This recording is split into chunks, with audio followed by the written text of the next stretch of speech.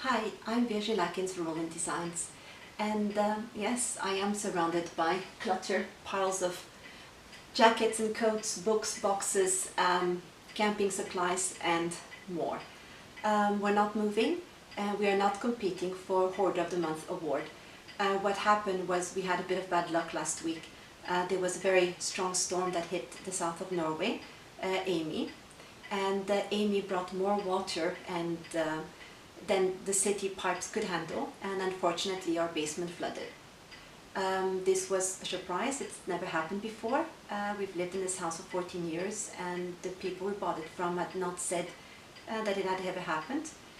So we had the basement quite well settled as a TV room, extra room. We had my extra books. We had thousands of books probably in bookshelves downstairs.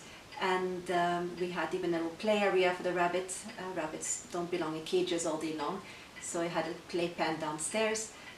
We had utility rooms, and all of a sudden, without warning, water came up from the two drains, and a toilet we had is just poured water, and in about 15-20 minutes the whole basement had 20-30 centimeters of water. We worked very quickly to move things off the ground, and then had to accept that that was that, and everything was covered in muddy rainwater. Thankfully, we had this good feeling that we paid our insurance, so that was going to be okay. The little rabbit was the first to be saved, and everything is okay. It's just a big mess, and now we're waiting to start the whole process of getting rid of all the wet items. They have to be counted by the insurance company, evaluated, and then the floors will have to be ripped, some walls have to be taken down, the whole ground floor will have to be sanitized and renovated. So it will take some months. Thankfully it will give us a chance to maybe make a new start in the basement, maybe get rid of clutter and things we didn't need. But as maybe many of you are a bit curious, no antique samplers were damaged. Thankfully those were saved and were stored away on the first floor. I did have one of my oldest samplers from 1771 that was hanging on the wall. I thought it was quite safe because there's no sunlight touching it in the room it was. Thankfully the water did not go so high, and I took it down pretty quickly to avoid humidity damage. So this little treasure is going to go into storage now safely upstairs, where it will not be anywhere near water. Most items can be replaced, and most items can be, most things you own are not so important, but of course things that are sentimentals or that you have made by hand are a little bit ouch to lose. I did have one needlework of mine. It was a sampler for my daughter, a birth sampler, and I had it in a box covered in bubble wrap, stored away till I found the right place for it, and it got wet. The embroidery itself did not get wet, but the frame did, and it's bubbled, so I might just have to take it out the frame. But this is probably about the only thing that I can think of in needlework that was damaged. So for Rolling Designs it wasn't a big loss.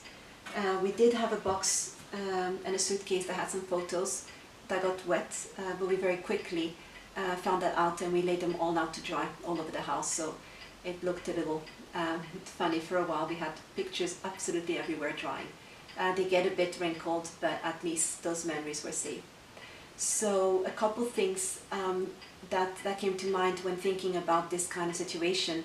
The first one is pay your insurance, pay it on time, don't ever let that slip. It's very important. The second thing is know where and how to turn off the main switch for the electricity and the water. When the water started rising, I called out to my daughter and I said, turn off the TV. Then my husband goes, no, not the TV, turn off the electricity. And then there was a scramble to find flashlights, and of course we did not have them with batteries or charge.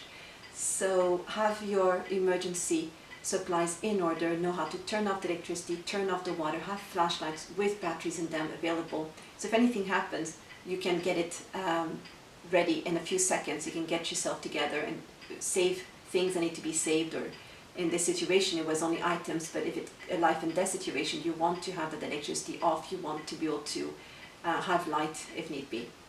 The first evening we did not turn on the electricity because plugs were soaking in water and we were a little scared.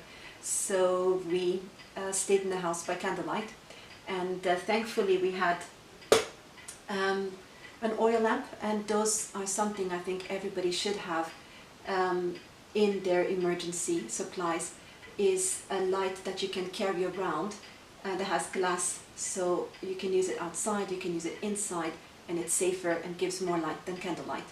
And the first evening I went to bed reading by the light of an oil lamp. Probably bad for your eyes, but it serves its purpose, and people did that for thousands of years, so I'm sure it's okay. Another thing I thought about was the freezer. We had, of course, a little freezer with mostly meat and things like that inside, and it got soaked. The product inside were okay for a while, but the freezer itself got water damaged, and all the things that were inside we had to move quickly to the upstairs fridge, and that was, the freezer space is very small. Some items we gave away to our daughter, who has her own apartment, but it made me think about the recommendation of emergency food supplies. Maybe frozen food is not the ideal. If you lose electricity for more than 24 hours, it will thaw, and you may end up just having to invite the whole neighborhood for an outdoor barbecue. So freezing items for survival, I'm starting to wonder if that is actually the ideal. Maybe storing things in plastic boxes probably is the safer option. Thankfully, this kind of situations don't happen very often, doesn't happen very often in Norway, and we are quite secure that our insurance will help us. They were very kind, very helpful. We were met by people that showed understanding and sympathy and empathy for our situation, and we feel quite secure that all's going to go well in the long run. But it also made me think about people that are less fortunate, people that are in countries where they will not get help to rebuild their houses, where there's natural disasters that happen frequently, wars, hurricanes, tornadoes, tsunamis, people that cannot afford insurance, that cannot afford to protect their belongings.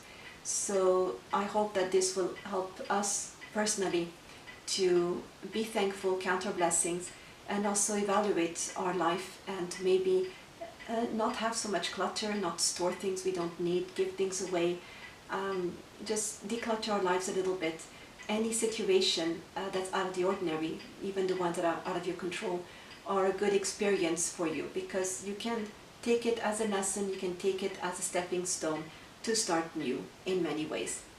So this week I'd actually planned on doing 2 different projects, one of which was a new free projects for the website that will have to be postponed for a little while.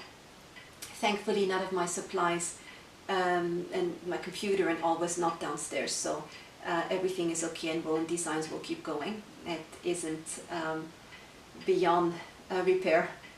It will just take time before I can settle everything together again. So we've learned some things from it, and if you have any suggestions or ideas of what is the kind of things you need, or what you need to prepare yourself for an emergency, put it in the comments, start a discussion. And remember, all your supplies, your needlework supplies, your craft supplies should be off the ground, especially if they're anywhere where you have water. Water pipes can freeze, they can burst. Anywhere where there could be water damage, think about that, keep things off the ground. Store things in plastic boxes, not paper boxes on the ground. There's always that small risk, and it was unexpected, but now we learned, and we'll be more careful next time. Bye.